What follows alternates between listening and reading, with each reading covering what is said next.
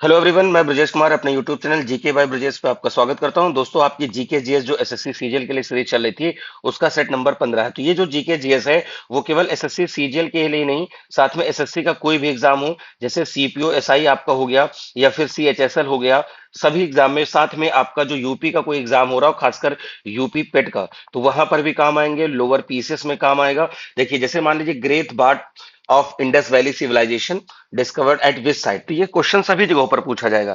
फिलहाल अभी हम लोग फोकस कर रहे हैं कि भाई हमने 20 क्वेश्चन जो जीके जीएस के रखे हैं उनको डिस्कस किया जाए, और जो लोग अभी तक नहीं देखे हैं वो पूरी प्लेलिस्ट जाकर देख ले, मैंने बना रखी है, और वहां पर पॉलिटी, ज्योग्राफी और जो भी करंट वगैरह के टॉपिक्स हैं वो हम वहां पर डिस्कस कर रहे हैं। तो सबसे पहला क्वेश्चन है, सिंधु घाटी सभ्यता का विशाल स्नानागार किस स्थल पर। देखिए, जो सांस्कृतिक कार्यक्रम होते थे वहां पर स्नान वगैरह, तो यहाँ से गेट स्टेयर्स होती थी, इधर से स्टेयर और इधर से, अब इनके कॉर्नर पे क्या होते, चेंजिंग रूम्स वगैरह होते थे। इस तरह से विशाल स्नानागार था, मोहेजोदड़ो में मिला है। ठीक। अब देखिए, ये जो है मोहेजोदड़ो है, ये इंडस रिवर के किनारे, किसके, इंडस रिवर के किनारे, बहुत इंपॉर्टेंट पॉइंट है। और इंडस रिवर के राइट हैंड पे है, दाहिने तट पर है। ठीक। हड़प्पा, अच्छा, इंडस वैली सिविलाइजेशन जो है मोहेजोदड़ो, ये आरडी बनर्जी यानी राखाल दास बनर्जी ने इसको खोजा था। क्लियर। हड़प्पा दयाराम साहनी ने खोजा था, और ये 1921 में खोजा था। और राखाल दास बनर्जी ने 1922 में स्नानागार खोजा था। हड़प्पा जो है, रावी नदी के बाएं यानी लेफ्ट कोस्ट पर है, या लेफ्ट बैंक पर कहेंगे, क्योंकि बैंक ज्यादा वर्ड सुटेबल है, रिवर बैंक। क्लियर। तो ये उम्मीद है ये पॉइंट समझ में आएगा। लोथल गुजरात में है, कहाँ, गुजरात में। और गुजरात में ये एक डकयार्ड था, गोदीबाड़ा जिसको बोलते हैं, डकयार्ड। और ये भोगवा नदी के किनारे था, कौन सा, भोगवा रिवर के किनारे था। क्लियर। तो ये सारे पॉइंट आपको यहां पर याद रखना है। और यहां पर देख लीजिए, लिखा है कि हड़प्पा सभ्यता की प्रसिद्ध संरचनाओं में से एक था, धार्मिक या अनुष्ठानिक संस्कार स्नान के लिए किया जाता था। और मोहेजोदड़ो का अर्थ होता है मुर्दों का टीला, पाकिस्तान में सिंधु नदी के तट पर है। और इसकी खोज 1922 में आरडी बनर्जी, देखिए मैंने पहले से लिख रखा है, राखाल दास बनर्जी ने करी थी। तो ये इंडस वैली सिविलाइजेशन के मेन फीचर्स हैं। और देखिए, जैसे जो इनकी सड़कें थी वो कैसे कटती थी, वो राइट एंगल पे थी। ठीक। जैसे ये यहाँ पे कॉलोनी बसेंगी। ठीक। घर कोई भी रोड की तरफ नहीं रहता था, अंदर गलियों में होता था। और यहाँ पर जो है, ये जो था, ये स्क्वायर कट था, यानी कि राइट एंगल पे मिलती थी। नालियां ढकी हुई थी, कैसे, जो ग्रूव्स जिसको बोलते हैं, नालियां कैसी थी, ढकी हुई थी। ये भी पॉइंट आपको याद रखना है। चलिए हम अगले प्रश्न की तरफ बढ़ेंगे। जब आप एक क्वेश्चन में इतनी इंफॉर्मेशन पाओगे तो जीएस बिल्कुल अच्छे से तैयार हो जाएगी। युद्ध के मैदान में मरने वाला एकमात्र दिल्ली का सुल्तान कौन था, यहां पर आपसे पूछा गया है, और आपको बताना है। इब्राहिम लोदी है, अलाउद्दीन खिलजी है, बलबन है। ठीक है, ये आपसे बताना है। ठीक है। अब यहां पर आपसे बात कर लेते हैं। देखिए, यहां पर इब्राहिम लोदी हैं।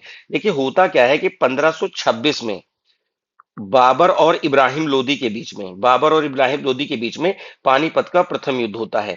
फिर 1556 में, 1556 में अकबर और हेमू के बीच में सेकंड होता है। इसमें बाबर जीतते हैं, इसमें अकबर जीतते हैं। और जो तीसरा जो वॉर हुआ था, ये हुआ था आपका 1761 में हुआ था, पानीपत का थर्ड वॉर हुआ था। ये पॉइंट आपको याद रखना है, जिसमें मराठा एम्पायर थे, प्लस अहमद शाह दुरानी था। ठीक है, तो इसमें मराठा वगैरह हारते हैं। क्लियर। तो ये पॉइंट याद रखें, ये विनर है, ये विनर है, और इधर अहमद शाह दुरानी विनर है। बाकी अब इब्राहिम लोदी पहले में हारते हैं, दूसरे में हेमू हारते हैं, तीसरे में मराठा एम्पायर हारते हैं। तो तीनों युद्ध बता दिया। साथ में आपको एक चीज और बताता हूं, जैसे बाबर के 4 युद्ध याद रखो, 1526, 27, 28 और 29, यानी पान खाकर घर चल, घर चल। ठीक। और पानीपत पहला हो गया 1526 पानीपत, दूसरा है खानवा, तीसरा है गग्गर, और चौथा है चंदेरी। ये 4 युद्ध आपको याद रखने हैं, बाबर के बहुत इंपॉर्टेंट युद्ध रहे हैं। क्लियर। चलिए अगले प्रश्न पर बढ़ते हैं। तो जो भी एस्पेक्ट हो सकता है हम आपको रिवाइज करवा देंगे, और वो आपके लिए इंपॉर्टेंट रहेगा। आप अच्छे से इसको तैयार भी कर लीजिए। अगला प्रश्न है कि निम्नलिखित में से किस नेता ने भारतीय राष्ट्रीय कांग्रेस 1907 का सूरत अधिवेशन की अध्यक्षता करी थी। तो देखिए, यहां पर ऑप्शन नंबर बी है, रास बिहारी घोष ने करी थी। क्लियर। अब देखिए, 1907 में इसको हम कांग्रेस विभाजन भी कहते हैं। कांग्रेस, तो मन में आएगा क्या कांग्रेस विभाजित हुई थी, कहा, बिल्कुल हुई थी। किस पार्ट में हुई थी, देखिए, एक मॉडरेट्स थे और दूसरे एक्सट्रीमिस्ट थे। ठीक। इनको हम नरम दल बोलते थे और इनको हम गरम दल बोलते थे।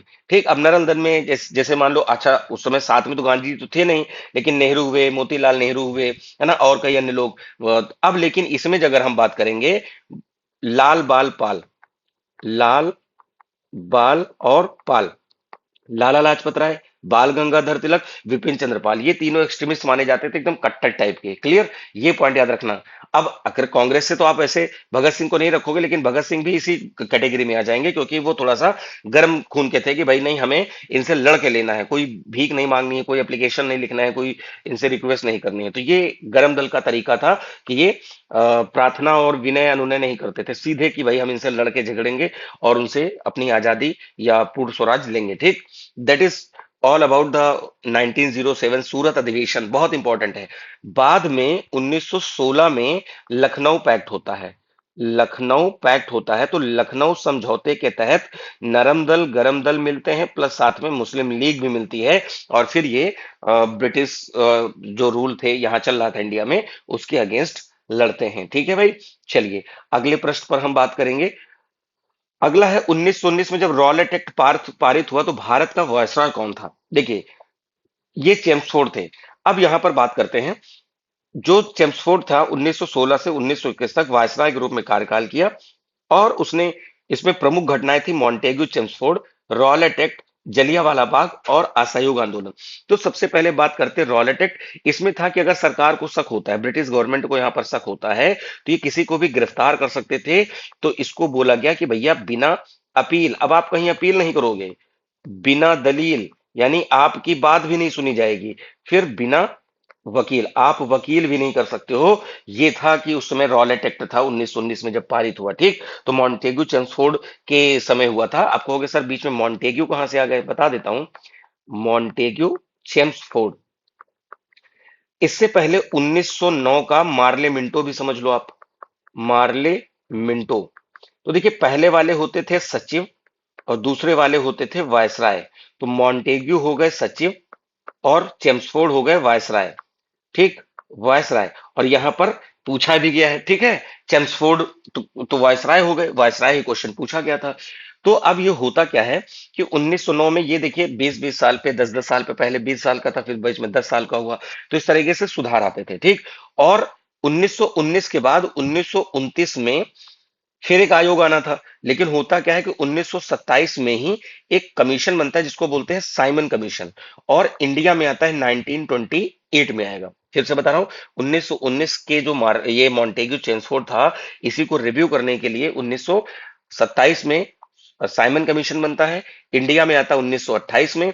इसमें कोई भी भारतीय व्यक्ति नहीं था, इसलिए बड़ा विरोध होता है, और लाला लाजपत राय जी इसका विरोध कर रहे थे, और भी लोग किए थे, पर लाठी चार्ज में लाला लाजपत राय जी की क्या होती है, डेथ हो जाती है, मतलब कुछ समय ट्रीटमेंट चलने के बाद उनकी डेथ हो जाती है।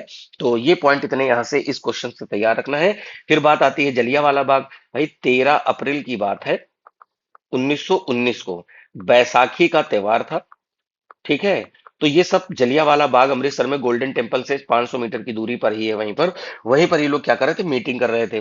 तो फिर राजहंस नाम के एक व्यक्ति, हम गद्दार ही कहेंगे भाई, इसने, राजहंस नाम के व्यक्ति ने जनरल डायर को क्या किया, यहां पर सूचना दी कि भाई यहाँ पर मीटिंग चल रही, और ये जो जनरल डायर आया, ये जलियांवाला बाग को कवर करके फिर इसमें गोलियां चलवा दी, जैसे निहत्थे लोगों की, और जो निर्दोष लोग थे उसमें कोई ऐसा तो नहीं थी, कोई गतिविधि चल रही थी सरकार के खिलाफ, बस ये पर्व मना रहे थे और सब इकट्ठा हुए थे। तो इस वजह से यहाँ पर जनरल डायर ने फिर क्या किया था, यहाँ पर गोली चलवा दी थी।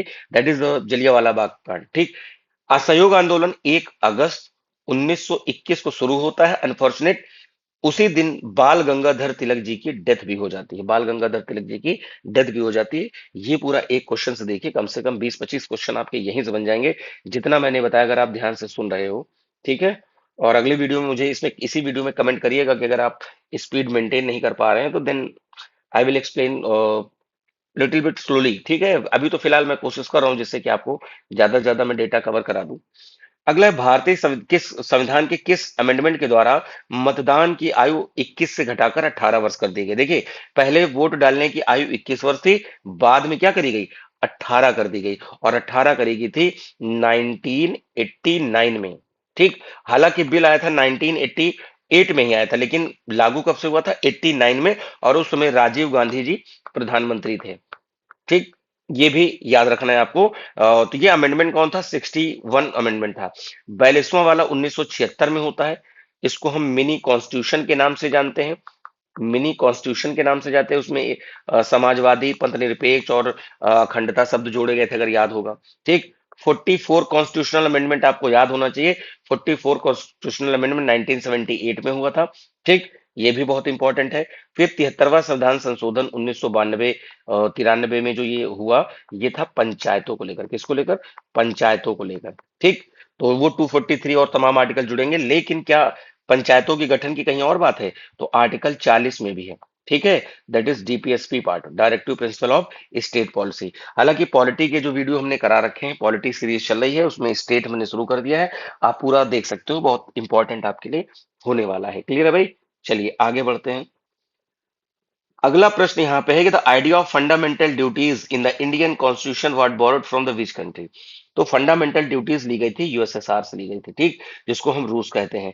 अमेरिका से क्या लिया गया है? फंडामेंटल राइट किया लिया गया है, जुडिशियल रिव्यू लिया गया है, सुप्रीम कोर्ट की बात है, प्रेसिडेंट की बात है ना? ये सब कहाँ से? अमेरिका से लिया गया है। रूस से हमने बता ही दिया है। आयरलैंड से directive principle of state policies ली गई हैं। ऑस्ट्रेलिया से कंकरेंट लिस्ट, सबसे ज्यादा इंपॉर्टेंट, समवर्ती सूची, समवर्ती सूची, कंकरेंट लिस्ट। और एक आपको बात बता दूं, मैं जैसे कह रहा हूं कि भाई पॉलिटी के जाके पूरे लेक्चर्स देख लीजिए, वहां पर हमने सब चीजें आपको विधिवत पढ़ा रखी हैं। कहीं से कोई डाउट नहीं होगा, आप वहां से बढ़िया से पढ़ सकते हैं। तो ये लिखा है कि स्वर्ण सिंह समिति की सिफारिश पर 42 कॉन्स्टिट्यूशनल अमेंडमेंट में 1976 में मौलिक कर्तव्य को कॉन्स्टिट्यूशन के पार्ट 4A में जोड़ा गया था। क्या क्या इंपॉर्टेंट है? कमेटी स्वर्ण सिंह समिति, अमेंडमेंट था 42, ईयर था 1976, कॉन्स्टिट्यूशन का पार्ट 4A और आर्टिकल 51A। देख रहे हो कितने क्वेश्चन बने? 1 2 3 4 5। हालांकि इससे पहले हमने पहले भी कई सारी चीजें बता रखी। मूल रूप से 10 जुड़े थे, 10 फंडामेंटल ड्यूटीज जुड़ी जुड़ी गई थी। और 2002 में 86 कॉन्स्टिट्यूशनल अमेंडमेंट के बाद 11 फंडामेंटल ड्यूटीज आपकी हो गई थी। तो ये बिल्कुल इतनी इंपॉर्टेंट चीजें आप पढ़ लीजिए। मैंने और भी आर्टिकल या और भी प्रोविजंस हमने बताया है, सोर्स ऑफ कॉन्स्टिट्यूशन। अगर आपको पूरा देखना है तो भाई हमारी पूरी प्लेलिस्ट पढ़िए, उसमें आप देख सकते हो। अगला प्रश्न है, भारतीय संविधान का संरक्षक किसे माना जाता है? कस्टोडियन। तो कस्टोडियन हमेशा होता है सुप्रीम कोर्ट होता है। क्लियर? अब देखिए आर्टिकल 32 जो है और आर्टिकल क्या है 226, अगर किसी व्यक्ति के फंडामेंटल राइट का वॉल्यूशन होता है तो आर्टिकल 226 के तहत आप हाई कोर्ट जा सकते हो, और आर्टिकल 32 के तहत डायरेक्ट सुप्रीम कोर्ट जा सकते हो। फिर सुप्रीम कोर्ट वहां पर रिट जारी करता है। क्या जारी करता है? रिट जारी करता है। आप ये भी याद रखिएगा। तो उसमें जो मैंने बताया कि भाई आपको मैंने पढ़ाया है, तो आप वहां से जाकर देख सकते हैं। तो कस्टोडियन ऑफ द कॉन्स्टिट्यूशन कौन है भाई? सुप्रीम कोर्ट है। क्लियर? ठीक। अब देखिए भारत के राष्ट्रपति का आर्टिकल 52 है। प्रेसिडेंट का कितना है आर्टिकल? आर्टिकल आप सॉरी पार्लियामेंट का आर्टिकल 79 है। चलिए आगे बढ़ते हैं। अगला प्रश्न है कि भारतीय संविधान का कौन सा अनुच्छेद वित्त आयोग की स्थापना का प्रावधान देता है? तो देखिए भाई आर्टिकल 280 में है। 315 में आपका यूपीएससी है, यूनियन पब्लिक सर्विस कमीशन, जिसका आप एग्जाम देते भी हो। बहुत सारे लोग एनडीए सीडीएस के तहत भी देते हैं, पर सिविल सर्विसेज वाला, प्रॉपर आईएएस वाला जो उसमें आईपीएस और ये सब बनते हैं, that is civil services examination. 324 में इलेक्शन कमीशन है, और 360 में फाइनेंशियल इमरजेंसी है। तो यहां पर कह रहे हैं कि फाइनेंस कमीशन क्या है? Quasi judicial constitutional body. Constitutional body का है तो इसका मतलब उसका आर्टिकल होगा ही होगा। क्लियर? अब किसी आर्टिकल के आगे जैसे ए लिखा हुआ है, बी लिखा हुआ है, मतलब वो बाद में ऐड किया गया। जैसे article 21A right to education की बात है। क्या है? राइट टू एजुकेशन है। अब जो यहाँ पर एजुकेशन की बात आई है, तो ये 86 कॉन्स्टिट्यूशनल अमेंडमेंट 2002 में जोड़ा गया था। और 86 में ही अभी आपने ऊपर पढ़ा कि 11वीं फंडामेंटल ड्यूटी भी जोड़ी गई थी। तो इंपॉर्टेंट है, ये पॉइंट आपको याद रखना है। क्लियर? चलिए आगे हम बात करते हैं। हाँ, तो यहां पर बात चल रही थी फाइनेंस कमीशन कॉन्स्टिट्यूशन है। हर 5 साल में केंद्र और राज्यों के बीच वित्तीय संबंधों के वितरण की सिफारिश करने के लिए प्रेसिडेंट करते हैं। ठीक। 5 मेंबर होते हैं, जिसमें से एक हेड होता है, और यहाँ पर क्या होते हैं? यहाँ पर 4 अदर मेंबर होते हैं। क्लियर? तो जब आपको पॉलिटी में वीडियो आएगा तो फाइनेंस कमीशन बिल्कुल आप वहां से देख सकते हो। अगली बात है ज्योग्राफी की। कौन सी नदी भारत में भ्रंश घाटी में बहती है? तो देखिए नर्मदा और तापी दोनों ही बहती हैं। ठीक। और एक है नदी ब्रह्मपुत्रा। क्या है? ब्रह्मपुत्रा रिवर। तो ब्रह्मपुत्रा रिवर जो है वो बहती है आपकी रैंप वैली में। किसमें? रैंप वैली में। अब कहोगे ये क्या बोला है, देखो भाई ऐसा है, ये पोर्शन है 3, अब ये पोर्शन अगर नीचे दब जाए तो बनती है रिफ्ट वैली। ठीक, ये दोनों अपनी प्लेस पर हैं। फिर ऐसा ही स्ट्रक्चर रैंप का भी होता है। अब इसमें ये वाले पोर्शन ऊपर चले जाते हैं, ये अपनी जगह रहता है, तो ये क्या बन जाती है, रैंप वैली बन जाती है। उम्मीद है पॉइंट आपको समझ में आया होगा। हमारा पूरा प्रयास है कि आपको बिल्कुल अच्छे से विधिवत चीजें समझाई जाए। तो लिखा है नर्मदा और तापी, मैं इसको थोड़ा ऊपर कर लेता हूँ जिससे कि नीचे का दिखे भी आप सभी को। नर्मदा और तापी पश्चिम की तरफ बहने वाली प्रमुख नदियां हैं जो विंध्य और सतपुड़ा श्रृंखलाओं के बीच भ्रंश के कारण बनी दरार में बहती। देखिए, ये विंध्यन रेंज है, फिर नर्मदा रिवर है, फिर ये सतपुड़ा रेंज है, फिर तापी रिवर है। तो नर्मदा और तापी किसमें बह रही है, रिफ्ट वैली में बह रही है। नर्मदा जो है एमपी में अमरकंटक पठार से निकलती है। फिर कहोगे सर लगे हाथ तापी का बता दीजिए, तो तापी जो है वो बैतूल पठार के पास से निकलती है। इसी में पड़ती है मुल्ताई हिल्स पड़ती है। मुल्ताई हिल्स ज्योग्राफी वाले में मैं कवर कराऊंगा आपको, वहां पे आपको और भी जानकारी मिलेगी अबाउट रिवर्स ऑफ इंडिया, तो वो मैं विधिवत पढ़ाने वाला हूं आपको। हालांकि जिनको देखना है, हमारे पास ज्योग्राफी की जो सीरीज पड़ी है पहले से, अभी कंप्लीट ज्योग्राफी रिवीजन में नहीं, घटना चक्र वाले में, उसमें हमने करा रखा है, आप उसमें से जाकर देख सकते हैं। ठीक, चलिए अगला है डंकन पास निम्नलिखित में से किस द्वीप के बीच में है। देखो भाई यहीं पर बताता हूं, ये अंडमान है। ठीक, देखिए पहले वाला कोको आइलैंड है, फिर north Andaman, middle Andaman, south Andaman और लिटिल अंडमान। ठीक, तो साउथ और लिटिल के बीच में ही है डंकन पैसेज, और ये 4 ग्रुप अंडमान का और 3 नीचे ग्रुप निकोबार का, इनके बीच में पड़ता है 10 डिग्री चैनल। तो बहुत एग्जाम में पूछा गया भाई 10 डिग्री चैनल। फिर ये है कार निकोबार, लिटिल निकोबार और ग्रेट निकोबार। ये मैंने नॉर्थ टू साउथ बता दिया, फिर से बता दे रहा हूँ। कोको आइलैंड, इसको हम मरकत आइलैंड कहते हैं जो म्यांमार का है। फिर north Andaman, middle Andaman, south Andaman, little Andaman, car Nicobar, little Nicobar और ग्रेट निकोबार। ऐसे याद करो, north middle south little, pronunciation ऐसे थोड़ा सा राइमिंग में, north middle south little. Car little है लेकिन ग्रेट है, कार लिटिल है लेकिन ग्रेट है, तो कार निकोबार, लिटिल निकोबार और ग्रेट निकोबार। ये पॉइंट आपके आंसर हो गए। हमने अंडमान निकोबार का भी आपको थोड़ा सा बता दिया है। ठीक है, चलिए आगे बढ़ते हैं। अगला है कि कौन सा भारतीय राज्य बांग्लादेश के साथ सबसे लंबी अंतर्राष्ट्रीय सीमा साझा करता है। तो देखिए भाई, पश्चिम बंगाल लगता है। तो जैसे ये अपना प्यारा भारत, और इसी के बगल में ये इंडिया के साथ में मुफ्त में आता है, ये है बांग्लादेश, जो कि 1971 में भारत के सहयोग से ही बना था। इसको पहले हम 1971 से पहले पूर्वी पाकिस्तान के नाम से जानते थे। ठीक, तो यहां पर देखो वेस्ट बंगाल, मेघालय, असम, त्रिपुरा और मिजोरम, ये बाउंड्री लगाते हैं। कौन कौन से, वेस्ट बंगाल, असम, मतलब मेघालय, असम, त्रिपुरा और मिजोरम। ये पॉइंट आपके लिए इंपॉर्टेंट है, अच्छे से तैयार कर लीजिए, इन्हीं में से क्वेश्चन आपको पूछा जाएगा। भारत बांग्लादेश के साथ सबसे लंबी सीमा है, 4097 किलोमीटर है। पश्चिम बंगाल की सीमा का सबसे लंबी साझा करता है जो कि 2117 किलोमीटर, तो केवल वेस्ट बंगाल ही शेयर करता है। तो उम्मीद है भाई ये पॉइंट आपको समझ में आए होंगे। चलिए इकोनॉमिक सेगमेंट देख लेते हैं, क्योंकि आपका सब तरह का क्वेश्चन आता है। देखिए 20 क्वेश्चन है, थोड़ा लंबा वीडियो जा रहा है, पर उम्मीद है कि भाई आप अगर इतना देख लेते हो तो बहुत सारी चीजें क्लियर भी हो जाएंगी। स्टैगफ्लेशन पूछा गया भाई, मैंने कई बार बताया, उच्च मुद्रास्फीति और बढ़ती बेरोजगारी, हमने पुराने वीडियोस में बताया, ये रिपीटेड क्वेश्चन हो गया है। तो आप इसको समझ सकते हैं कि स्टैगफ्लेशन एक आर्थिक विसंगति है, एनोमली है, जहां धीमी आर्थिक वृद्धि होती है, बेरोजगारी दर ऊंची होती है और मुद्रास्फीति की कीमतें बनी रहती है, मतलब इन्फ्लेशन बढ़ता है, वस्तुओं की कीमतों में वृद्धि होती है। नीति निर्माता इसके लिए समाधान करना कठिन होता है, क्योंकि ऐसी समस्या कठिन करने से दूसरी समस्या बदतर हो सकती है। ठीक, ये भी है, मान लो सप्लाई बढ़ा दिया जाए, सप्लाई बढ़ाएंगे, लोगों के पास पैसा नहीं रहेगा, खरीदेंगे कहां से। ठीक, और अगर नहीं लोगों के पास पैसा दे देंगे तो पैसा ज्यादा हो जाएगा। अब पैसा किसी के पास 100 रुपए है, अब एक सामान जो है 20 रुपए का मार्केट में अवेलेबल है, तो अब 100 100 रुपए लिए सब घूम रहे हैं, तो अगला कहेगा भैया हमको 30 का दे दो, उसने कहा नहीं हमको 40 का चाहिए, तो ऐसे फिर क्या होगा, फिर इन्फ्लेशन बढ़ जाएगा।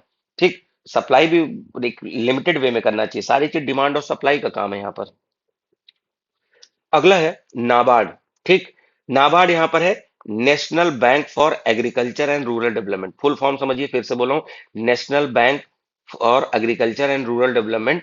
ये बनी थी शिवरामन कमेटी, कहीं पे है ये पहला ऑप्शन, शिवरामन कमेटी 1982 में बनी थी। देखो भाई, नाबार्ड राष्ट्रीय कृषि और ग्रामीण विकास बैंक की स्थापना 12 जुलाई 1982 को 1981 के अधिनियम के तहत कृषि और ग्रामीण ऋण की देखभाल के लिए 20 शिवरामन समिति की सिफारिश पर करी गई थी। नाबार्ड आपको अच्छे से याद रखेगा। तेंदुलकर कमेटी गरीबी वगैरह से लेकर है, गरीबी। नरसिम्हम बैंकिंग और टैक्स वगैरह से है, बैंकिंग नरसिम्हम समिति बहुत इंपॉर्टेंट है भाई। क्लियर। चलिए आगे बात करते हैं। पूछा गया है गिनी कोफिशिएंट क्या है भाई। तो गिनी कोफिशिएंट होता है इनकम इनइक्वालिटी होती है। तो देखो गिनी गुणांक का 0 से 1 के बीच में होता है। 0 का मतलब है पूर्ण समानता, यानी सभी की आय समान है, जबकि 1 का मतलब है कि सभी के पास, मतलब एक व्यक्ति के पास सारी। अभी इंडिया में देखो, जैसे आपको दो तीन फैमिली मिलती हैं, जैसे आपका तो सबसे पहले अंबानी हो गया, है ना, अडानी ग्रुप हो गया। क्लियर। तो ऐसे करके जो तीन चार ग्रुप है, इनके पास 90% से ज्यादा है, बाकी सबके पास थोड़ी थोड़ी है, टुकड़ों में है ना। आधी से अधिक संपत्ति तो यही तीन चार फैमिली रख रही हैं। टाटा जी हो गए। क्लियर। हालांकि उन्होंने अपनी मेहनत से या पैसे से कमा के किया है, पर देखिए जिसके पास पैसा है वो खरीद के रखेगा। दैट इज द सिंपल सा पॉइंट। क्लियर। पहले अगर कोई मजदूर व्यक्ति है तो पहले वो अपना खाने पीने का पेट संभालेगा या कि फिर लैंड खरीदेगा। ठीक है। अगला प्रश्न। अगला है कि पूछा गया है कि भाई साइंस का क्वेश्चन है, विच component of blood is primary responsible for blood clotting at the site of an injury. यानी अगर आपको कोई घाव लग जाता है, ठीक है, अब घाव लगा है यहाँ पर हाथ में पैर में कहीं पर भी, तो उसमें क्या होता है, प्लेटलेट्स जो होती हैं, कहाँ गई प्लेटलेट्स, ये जिसको हम थ्रोम्बोसाइट्स भी कहते हैं। आरबीसी ऑक्सीजनेटेड ब्लड कर लेकर टहलता है। डब्ल्यूबीसी जो है ये इम्यूनिटी, यानी व्हाइट ब्लड कैप्सूल्स जो हैं, इनको हम ल्यूकोसाइट कहते हैं, ये इम्यूनिटी प्रदान करती हैं, है ना, प्रतिरक्षा तंत्र को मजबूत करती हैं। ये पॉइंट याद रखिएगा। क्लियर।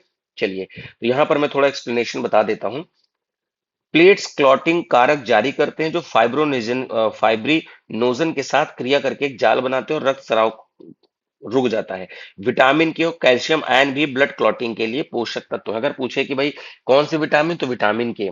लेकिन अगर आरबीसी वगैरह से पूछे, मतलब प्लेटलेट्स वगैरह सबको पूछे, तो थ्रोम्बोसाइट और या प्लेटलेट्स इसका सही आंसर होगा।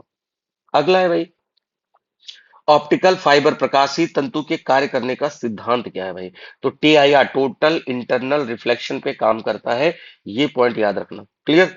तो ऑप्टिकल फाइबर जो होते हैं वो प्रकाश तरंगों के माध्यम से डेटा को संचारित करते हैं, जबकि प्रकाश सघन से विरल माध्यम में क्रांति कोण से अधिक कोण पर यात्रा करता है। देखो क्या है, जैसे ये है, अब ये डेंसर मीडियम है, इधर रेयर है और इधर रेयर है। अब यहां से मान लीजिए कोई चीज गई, तो ये नॉर्मल की तरफ झुकेगी, लेकिन जैसे यहां से निकलेगी तो फिर ये ऐसे भागेगी बाहर की तरफ।